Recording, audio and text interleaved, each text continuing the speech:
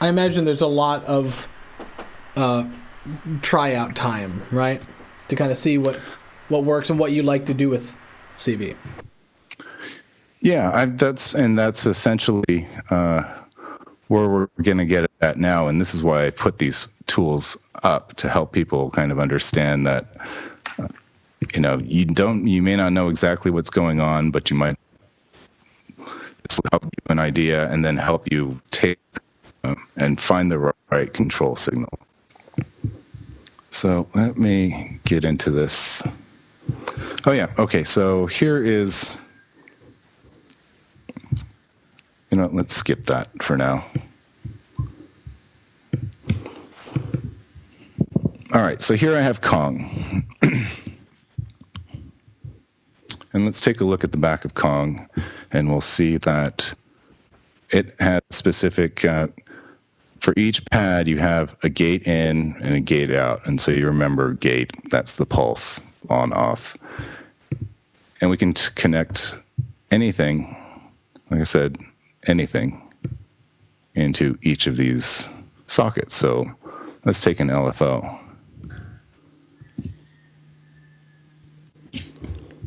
Let's change that to a pulse.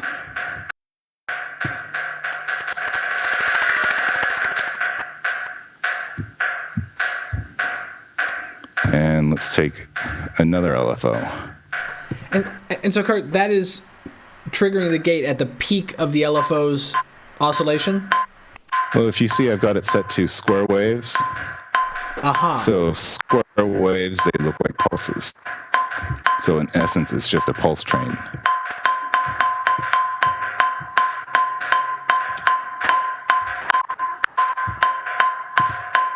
And it doesn't have to be subtractor. We can use Maelstrom as well.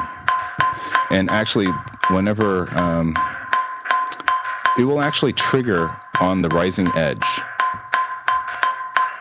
So just as the control voltage rises above 0, it will trigger that event. So you could program a drum beat using LFO gates. Or some kind of polyrhythmic patch. I wouldn't call it a drum okay. beat.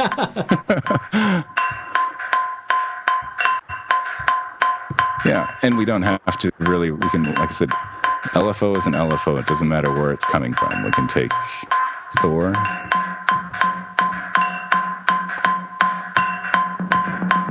But this usually works best with these square waves.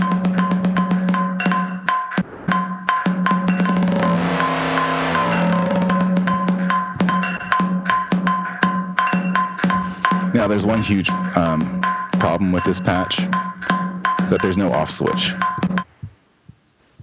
It's constantly running. I see. And that's just the nature of the LFOs in Reason, which is nice because it does mimic real analog low frequency oscillators in that it's constantly running.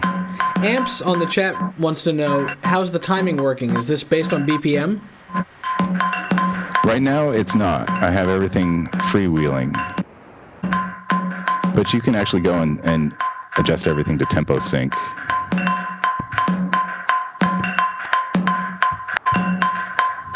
Right, so I'm enabling sync on each of the LFOs.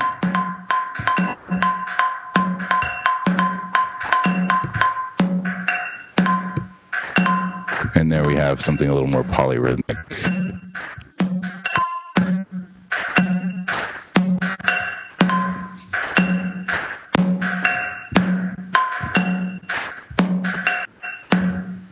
We can go nuts. We can just keep going with more devices.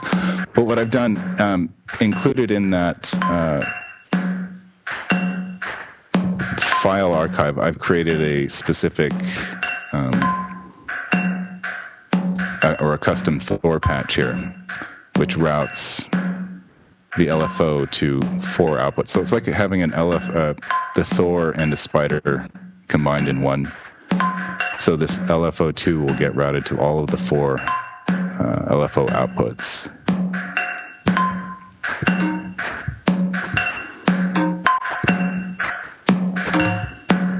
And then, like the Spider, output 4 is inverted. let's solo these two. Oh.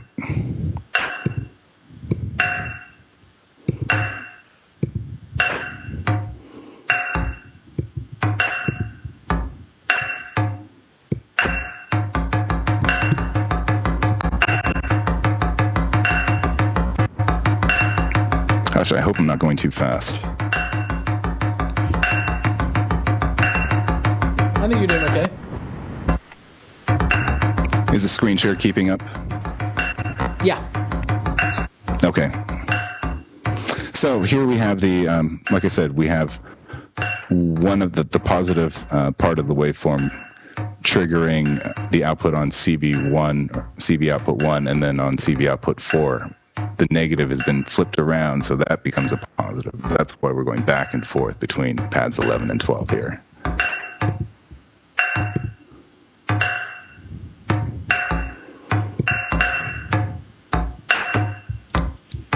And then we can actually control the amount and the rate from the two rotaries here.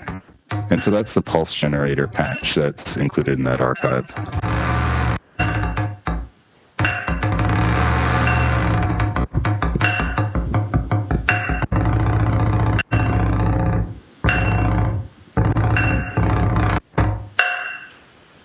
Okay. So moving right along here,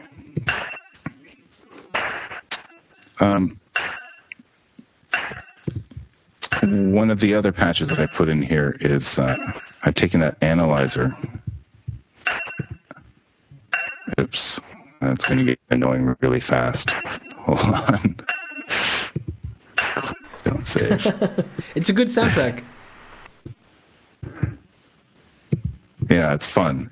And, you know, working with LFOs like that, I always like to show that because that's how it feels to play with a modular system, because what you're doing now is you're just sending pulse trains to different devices, and you never know what's going to come out, but ultimately you start to get a cool feel and you start tweaking things, and you know, you will discover, you know, you find those happy accidents that ultimately result in something new. Okay, going back to be a little bit more geeky about things, this is another file that's included in the archive here. Again, here is the RPG8, and I'm using it as a control voltage converter. So I've got my external controller keyboard, and it's sending MIDI notes into the RPG8, and then the RPG8 is sending gates up into one of the inputs and note CDs into one of the inputs.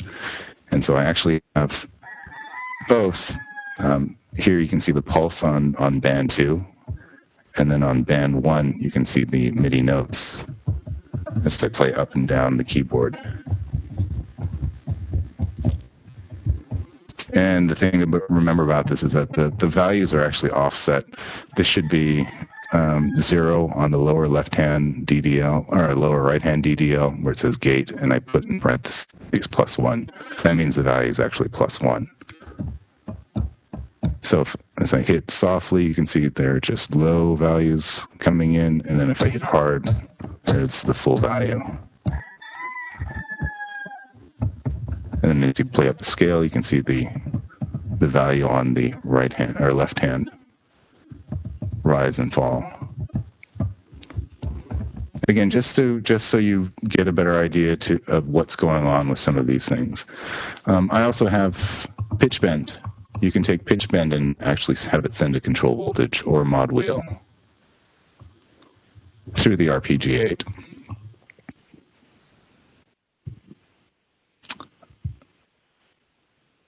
Okay, hopefully that answers that question from before.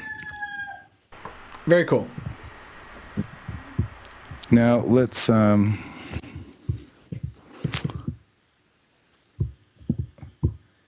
kind of overlooking one of the most basic features, and I apologize because it's kind of hard, having worked with Reason for 10 years now. You kind of lose sight of what was what was new then is like really old for me now. And because all of these features have stayed the same for this past decade, I tend to forget, like, oh yeah, is this basic enough? Is this something that we should cover? But what I've been trying to do is show these devices and how they work with the new things like Kong and Thor. But I keep forgetting, like, this all really started with Subtractor and Matrix.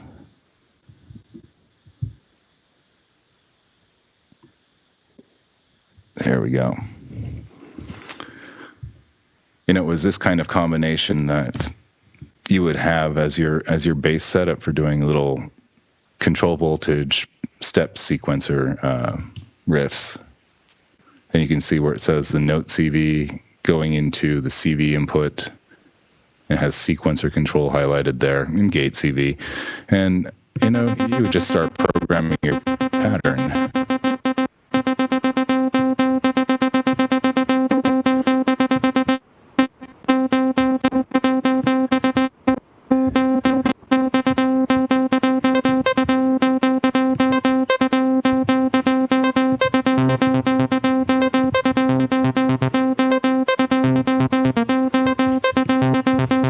From there, we just start,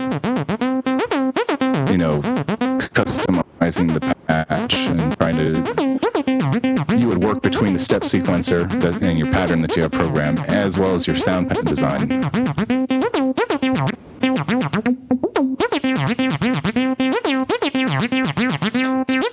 And at some point, you'd say, I wonder what it would sound like if we took a curve CV and then had that modulate FM.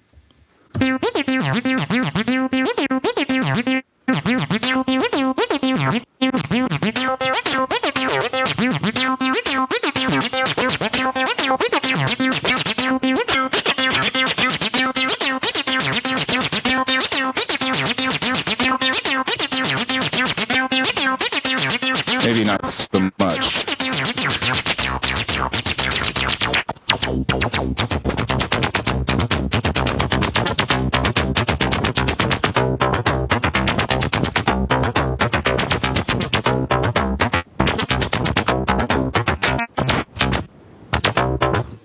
And so there is our, that would be like this is something we did in Reason 1.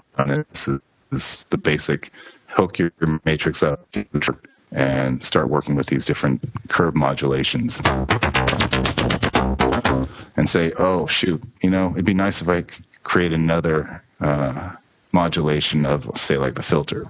So we just go and create another matrix, set it to the curve edit mode, switch it to bipolar mode, and say, hey, curve, let's go and have you tweak filter 1 frequency. Then we have to go back down here.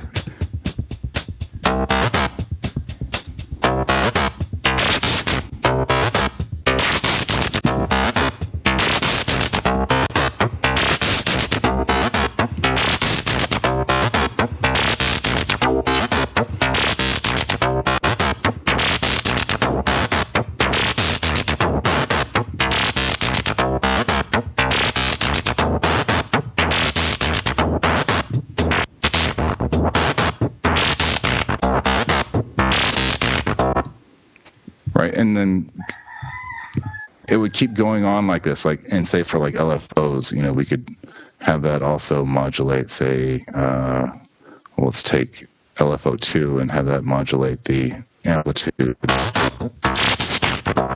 So I'm still working with control voltage, but within the subtractor and routing them specifically to different devices. But say I wanted to so let's take this pulse train and have that also modulate something like level. Well, I don't have that feature here, so I would go to the back and take LFO1 and have that patch it directly to amp level, adjust that scale.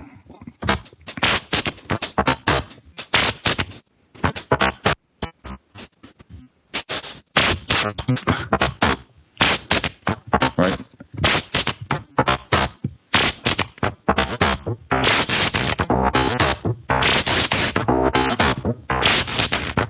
before you know it, your rack is starting to look like a bona fide analog modular synthesizer system, because then all of a sudden you're taking these different things and filter envelopes, patching it to the phase, mod envelope, patching it to the pitch.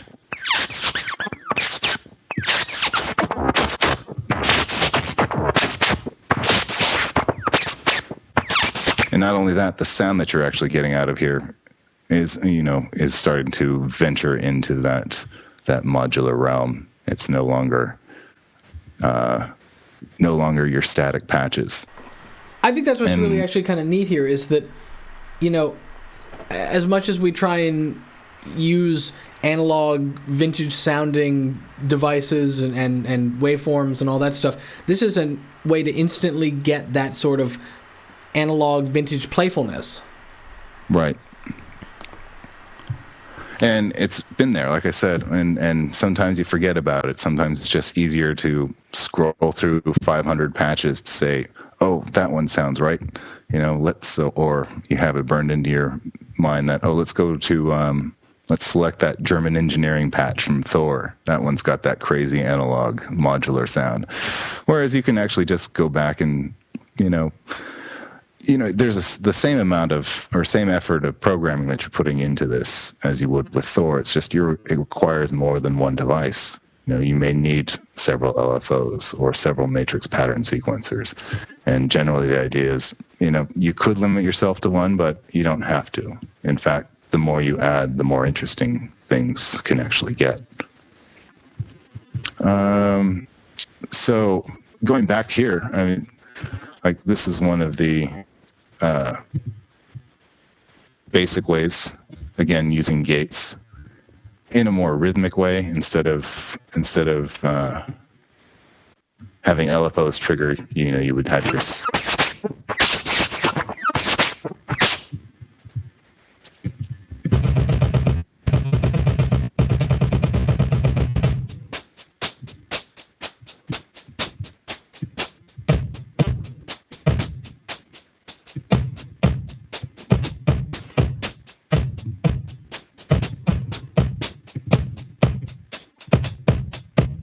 And again, as you can see here, it requires, for each one of these pads, I would have to create a separate matrix. And we connect the gate CV to the gate inputs. Handy shortcut, like if you're getting into like a crazy large rack, if you right click on the socket, top item says scroll to device. And it automatically takes you down to the destination device.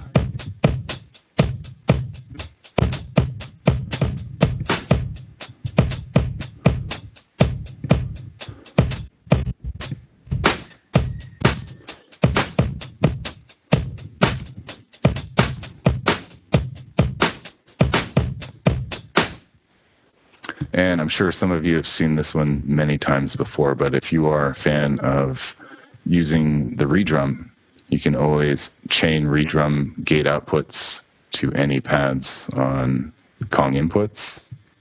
So if you have a pattern up on pattern 1 here,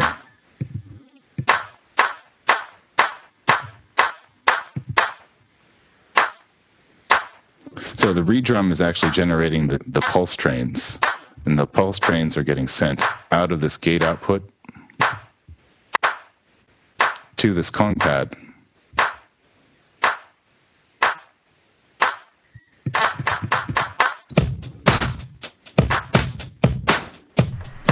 I think this is probably, even though it's very simple and it's somewhat common knowledge, to the people that don't know this, this is probably one of the simplest and most effective musical early CV things you can do, is to basically add a pattern sequencer to Kong. Right.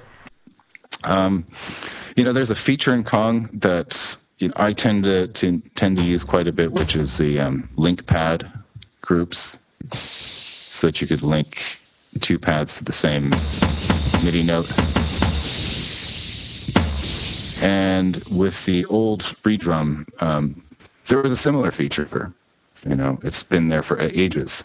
You can take the gate out, chain it to the gate in of another redrum channel.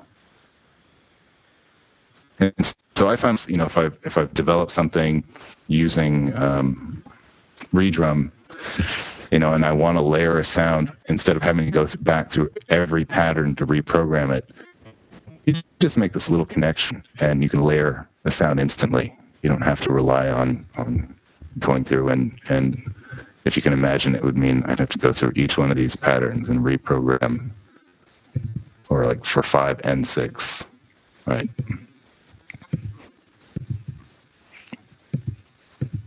So this is taking me like 10 seconds for one pattern, and 5. Whereas with just this one connection, I don't have to reprogram anything. Both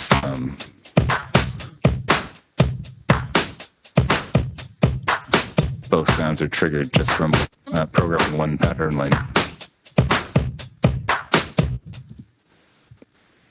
And granted, I don't actually have any sounds programmed in this patch, but hopefully you get the idea of what's going on. I can show you here what I had to do for this session. Let's go back to...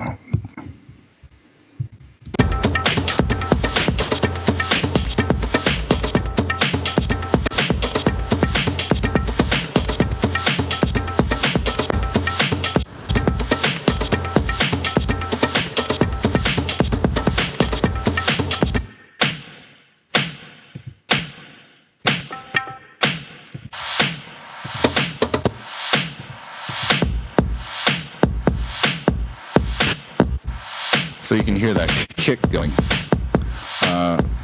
It was a fairly complicated kick pattern that I had to program. And if I needed to reprogram it for another lane, it would take forever. But I could just easily just come up with a layer just by making that connection of the gate out to the gate in of another redrum channel.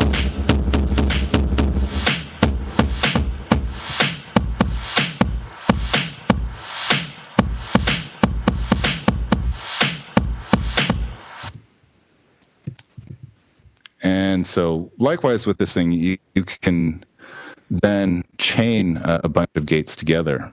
Let me go and open up this file that I've kind of prepared for this.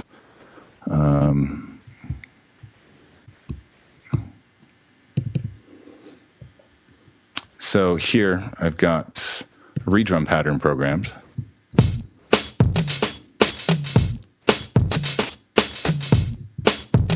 And if we look at the back, you'll see I've got the gate outputs going into 3 different Kong pads.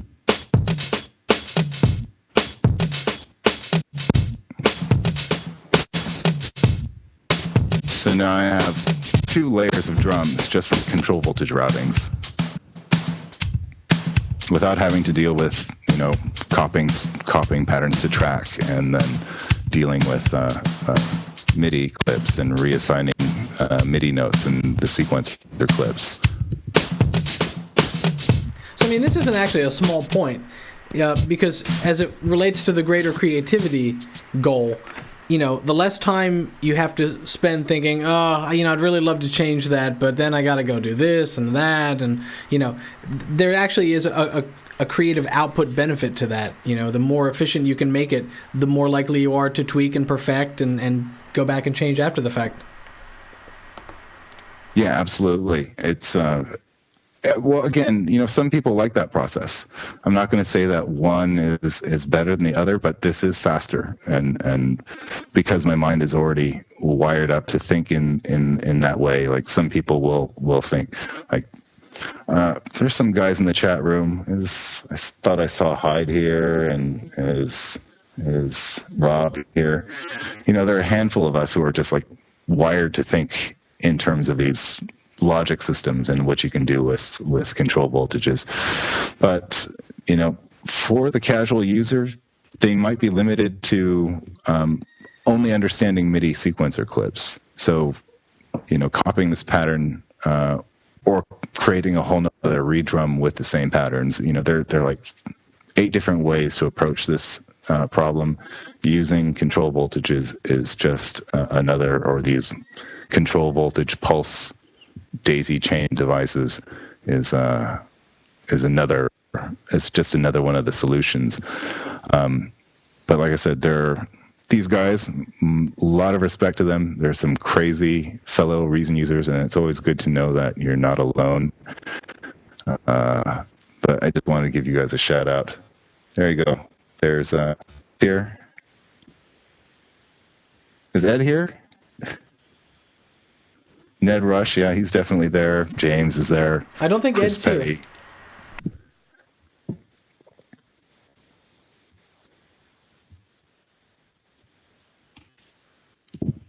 Yeah. And so here, I'm going to show you one other layer to this. I've taken these gate pulses, so I've gone from gate out from one pad to another pad. So I could have used that link feature, which is, like I said, there are multiple solutions for any given situation. But, instead of using the pad link, I just routed the two pads together. And then here you can see on pad 1, I've got the gate output going to the gate input of a sampler. So now everything's being triggered from up here, from pad or channel 1 of the redrum. And then it's going into, channel 4 of the redrum.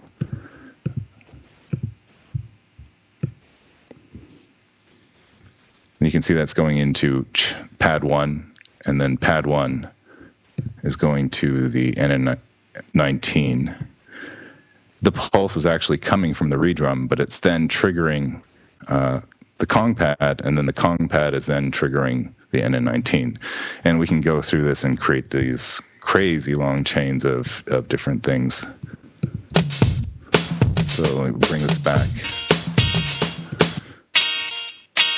So there's this little guitar sample that I have on the NN19.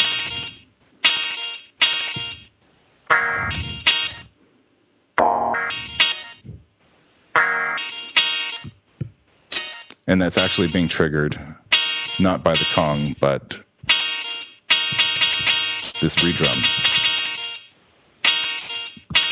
And the neat part about this is now everything's kind of layered and you don't have to worry about sync.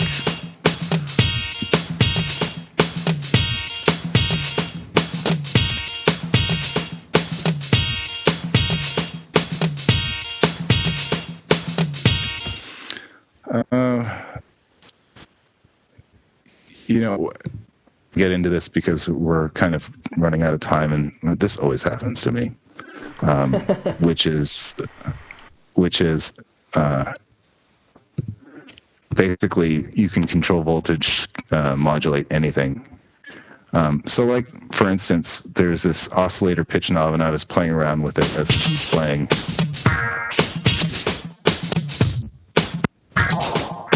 I kind of like the way it sounds when you tweak that knob, when you shift the playback into different octave registers.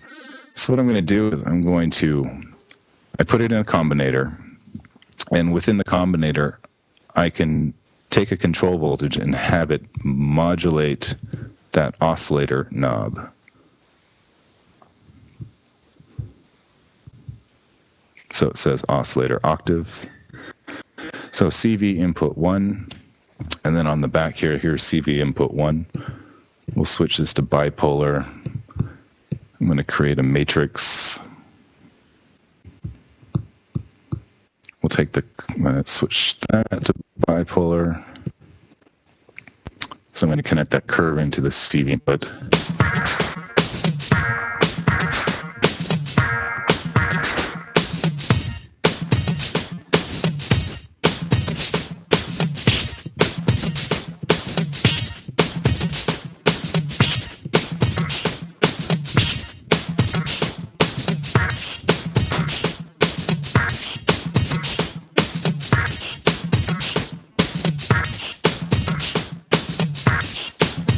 So here I've got that matrix curve going up into the combinator, routed through this NN19 into the oscillator, towards the oscillator octave knob.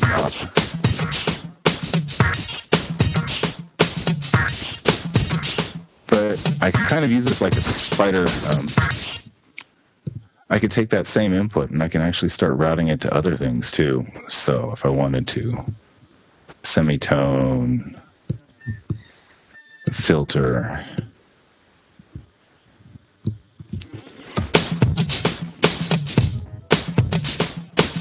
that's not really sounding very good. Right?